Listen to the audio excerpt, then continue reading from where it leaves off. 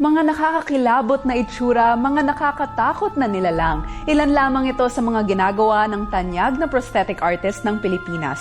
Tuwing papalapit ang buwan ng Nobyembre ay abala siya sa kaliwat kanang trabaho sa mga horror movies. At mula dito sa kanyang tahanan ay ating aalamin ang buhay na kanyang pinagmulan.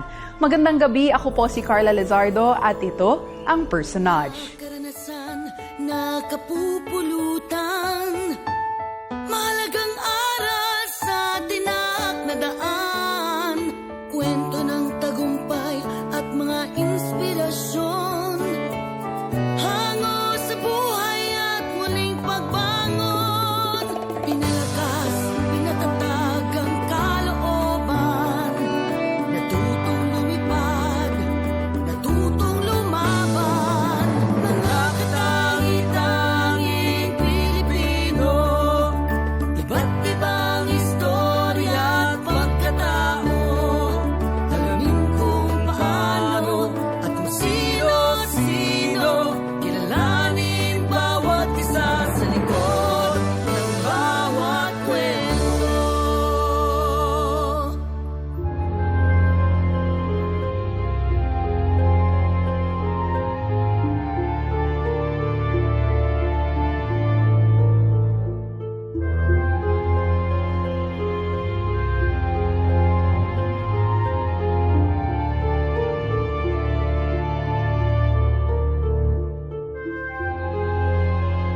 Kung ano yung binigay sa akin ng Panginoon Diyos, ma-share ko naman sa lahat. Sabi ko, huwag tayong maging maramot.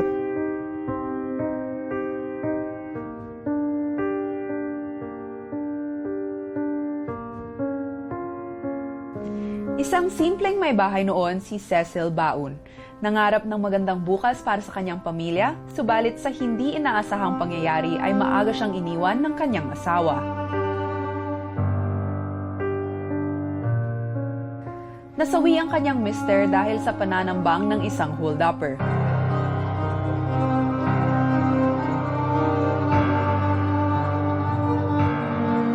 Simula noon ay hindi alam ni Cecil kung paano niya bubuhayin ang kanyang 5 anak hanggang sa isang oportunidad ang sa kanya ay dumating.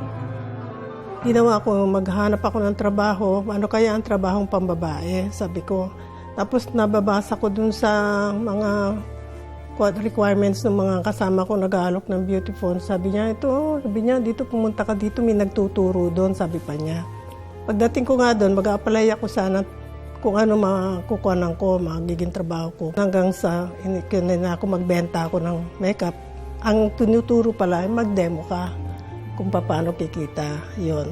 Hanggang sa naging mini franchise ako ng kampanya, beauty phone pa noon. Kumukota na ako ng mga, pag may makeup. Tapos natawag ako sa isang American film na sabi ko, hindi ko pa kaya yan. Ako magme-makeup ng kagat ng vampira. Sabi ko, hindi ko pa alam. Sabi niya, kaya mo yan. Sabi niya, tinatawag akong pilit. Pagdating ko dun, kung lang naman pala yung gagawin ko, yung bakat ng ipin. Sabi ko, okay. Tapos hanggang sa tinatawag-tawag na ako sila. Elwood Perez, yung mga local na mga direktor, mga ganyan na umano sa akin, sumuporta. Pero hindi nila alam ang kondisyon ko, kung ako ba'y byuda, kung ako ba'y, basta alam nila, tawag sa makeup. Hanggang sa gumawa sila ng kung ano. Sabi ko, ba't nang kagawa ko? Sabi ko, hindi naman ako nag-aral noon. Yung bang sa sarili ko rin, maski yung mga ibang mga anak ko, sabi niya, Mami, ba't kaya mo yan? Hindi ko alam. Talaga siguro yung pagdadasal ko rin nung mawala ang asawa ko na, sabi ko, kaya ko yung mga anak ko. Sabi ko, guide me, teach me all. Yung pagdadasal ko lang napaka-iksi talaga. Pero nakakamtam ko hanggang ngayon.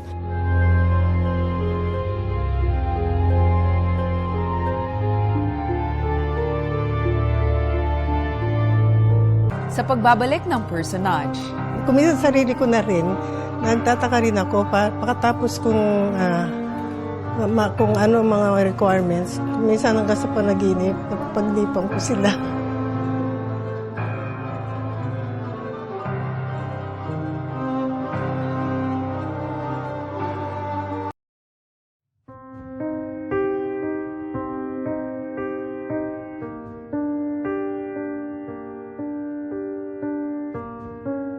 Mula sa pagiging isang makeup artist ay nakilala si Cecil sa larangan ng prosthetics na nakakalikha ng mga nakakatakot na nilalang gaya ng mga manananggal,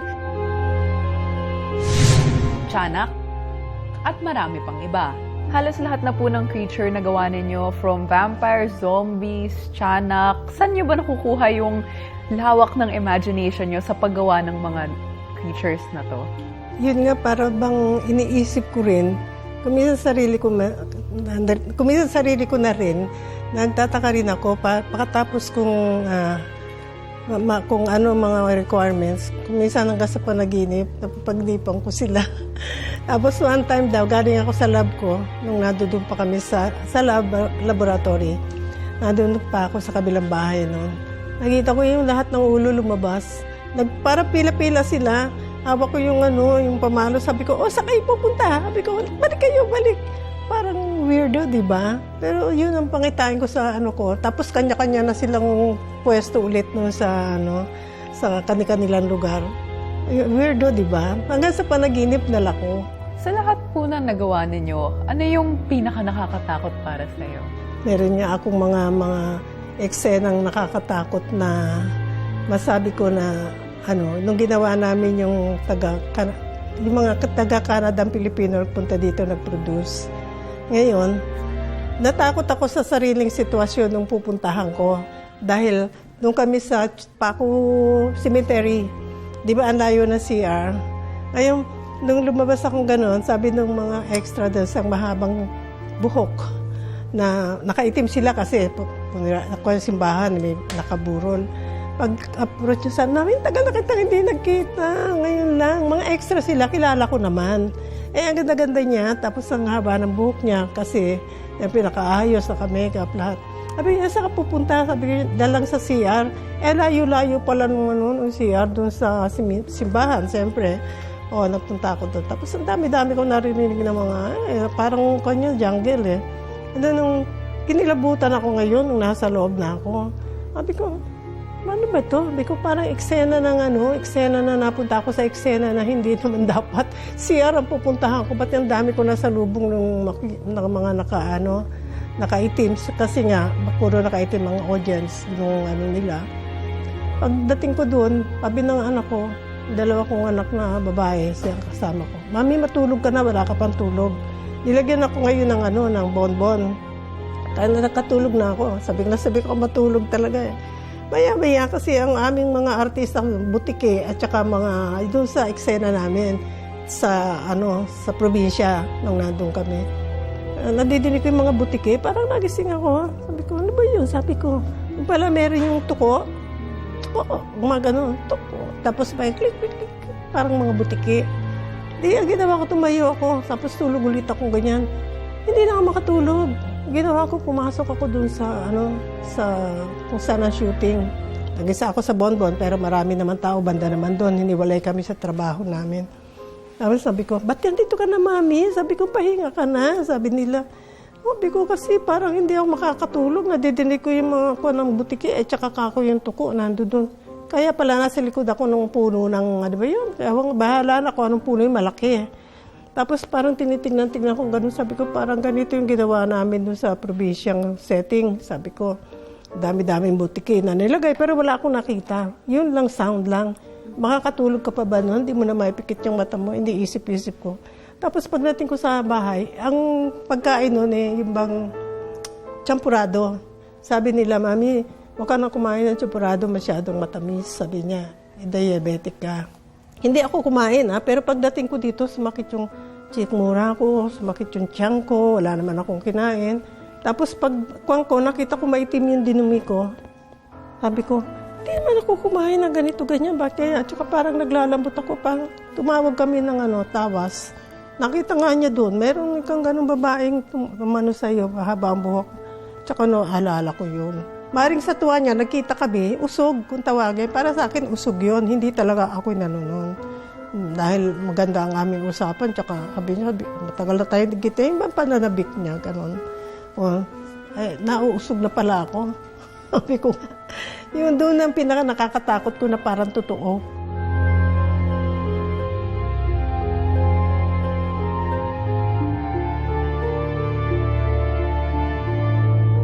Sa pagbabalik ng personage.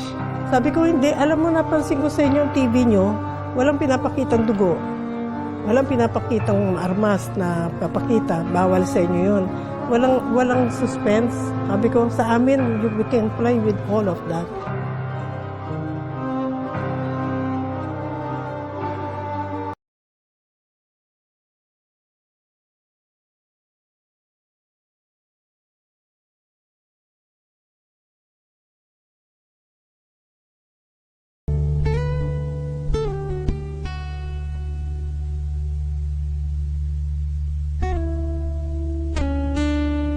Hindi lamang dito sa Pilipinas kinikilala ang kanyang husay dahil maging ang mga international directors ay bilib sa galing ni Cecil at nakatrabaho na rin ang mga international actors.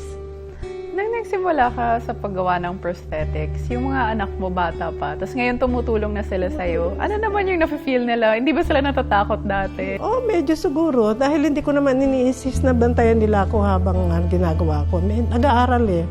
Papaminsan-minsan lang, nasabi ko sa kanila, siguro magmamana sa akin itong bunso ko, si Ramon Dalaki. So talagang family affair. Siguro. Pero abroad na rin po yung mga anak Marami ninyo. ko na bro. Anak ko, yung dalawa, nakapag-asawa ng foreigner. Tapos, yung anak niyang isa, yung isa may anak na, dito palaki ko yun. Siyempre, apo ko yun eh. Nung mag-asawa, kumawa kami ng shooting dyan sa Bohol. Sinama ko, sumama sa akin. Inilagay ko siya doon sa makeup department. Kakaintindi na rin. Naligawan nung isang Amerikano doon na hindi naman siya bida, extra lang. Pero nagkataon naman pala ang nanay noon, direktora sa kanila, ang tatay ng producer. Ayun, nung magkaanuhan sila, pumunta rito, namanhikan, pati nanay, nadala yung apo ko.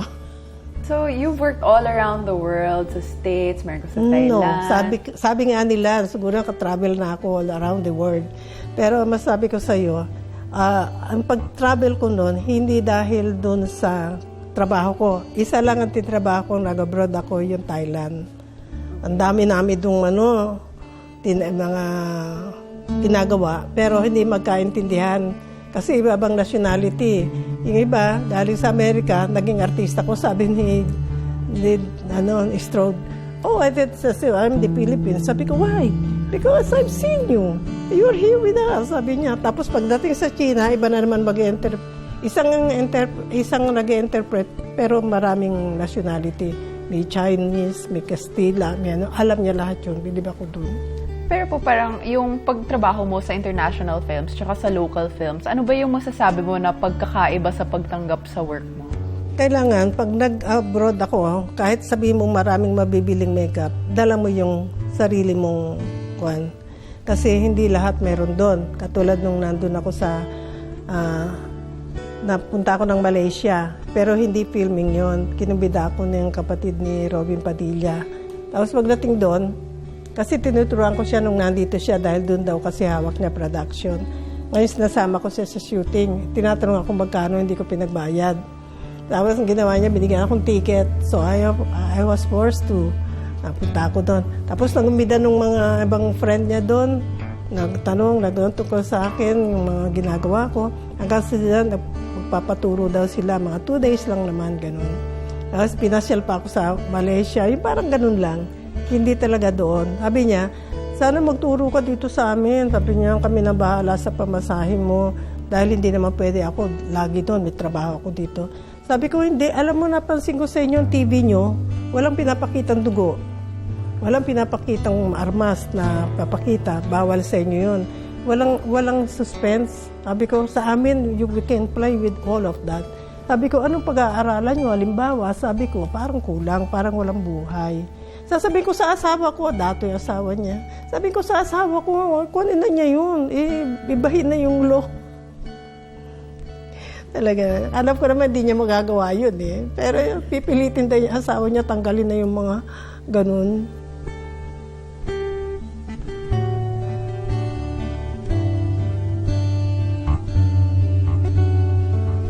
Sa pagbabalik ng personage. Kumukuha ko ng mga interesado na pupunta rito.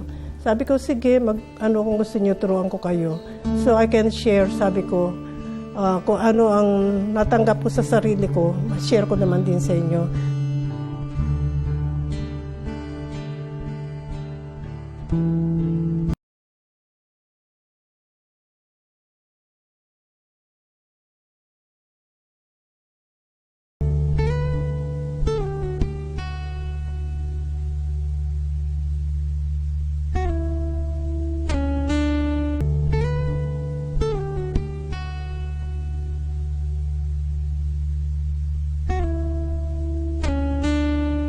Ayon kay Cecil, ay buhay na buhay ang prosthetic art sa Pilipinas.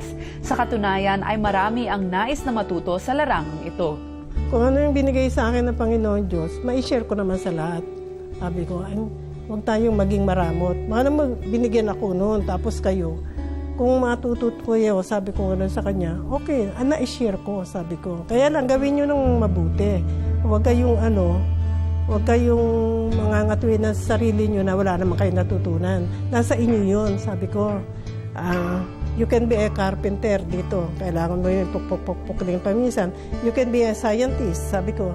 You can be a writer dahil sinusulat mo lahat yung mga kwan mo. Lahat binigay ko sa kanya ng sample. Kaya mahalin nyo yung trabaho na yan. Kaya pag nakakuha kayo, kahit ako lang nagturo, masabi nyo worth. Dahil kung ipapractice nyo sa sarili nyo, katulad ng ginawa ko. Dahil ako, wala akong pinag-aralan. High school graduate lang ako, sabi ko sa kanila. Dahil sa kontribusyon ni Cecil sa prosthetic arts, ay gagawaran siya ng Hall of Fame Award sa darating na November 9, 2014. Parang yun lang ang aking pinakatubo sa hirap ko siguro. Na nabigyan ako ng importansya. Kasi yung iba dyan, di ba, parang wala lang. Pero as a matter of fact nga, kumukuha ko ng mga interesado na pupunta rito. Sabi ko, sige, kung gusto nyo, turuan ko kayo. So I can share, sabi ko, kung ano ang natanggap ko sa sarili ko, share ko naman din sa inyo. Kaya lang, sabi ko, dito may konti kayong babayaran dahil yung mga, hindi ko na pwedeng ma-shoulder yung mga gamit, ganyan. Kukuha ko sa inyo, pero lahat naman ang gagamitin nyo sa unang araw, pwede nyo nandalin. Yung gagamitin lang dito, sabi ko. Dahil hindi naman lahat, lagi ako may trabaho ako kailangan ko rin yun. Dito, sabi ko gano'n, gusto ko lahat ilagay nyo sa isip nyo. Yun lang, sabi ko. Pero partner, pag ako mga estudyante, at least 2, 4 sila o 6 sila, may ka-partner. Para yung matikman, alimbawa, ikaw, partner mo ako, gagawin kita, no? Natitikman mo yung gawa ko sa'yo. Tapos, next day, ikaw gagawa sa akin. Para naiingatan mo yung pakiramdam nung nilalagyan. O baka mamaya, di ka na makahinga. Baka mamaya, di ba, tatakot. Sana kung yan ang talagang hilig nyo, go. Tapos, kung gusto nyo talagang makakuha sa akin ng interviewin nyo muna ako para malaman nyo mga bawal at hindi bawal sa trabahong ito. Ayokong lumabas kayo rito na tinuruan ko kayo tapos hindi nyo naman mailabas. Ako sisisihin nyo. Play safe kayo sa trabaho nyo. Para sa inyo, para sa kapwa nyo, at para doon sa mga nanonood din ito. Ang kanyang talento ay nagpapakita na kayang-kaya ng Pilipino na makipagsabayan sa international horror movies at panghabang buhay ng nakatatak ang kanyang pangalan sa larangan ng sining sa ating bansa. Isang tahimik at payapang undas po sa ating lahat. Hanggang sa muli, ito ang programang naghahatid ng mga kwento ng tagumpay, inspirasyon at pagbangon. Ako po si Carla Lizardo at ito ang Personage. All the more I felt na mas malaki yung responsibility ko ngayon. Kasi itong mga blessing na binigay ng Panginoon, binigay na yun for a reason. Hindi naman niya basta bibigay sa'yo yung tagumpay na gano'n kung para sa'yo lang yun. It's meant to be shared with other people. At naalala ko yung sinabi sa akin ni Father Tito Kaluwag, nung rookie pa lang ako, nire-recruit niya ako para sa Ateneo. Sabi niya, you're gonna be playing in this stage. Always remember to be a good example, to be a good role model kasi kayo yung hinahangaan ng mga kabataan. And remember that you are God's instruments. So I always remember that at the back of my head. Kaya lahat ng ginagawa ko, I try to use that as my guiding, principle in life.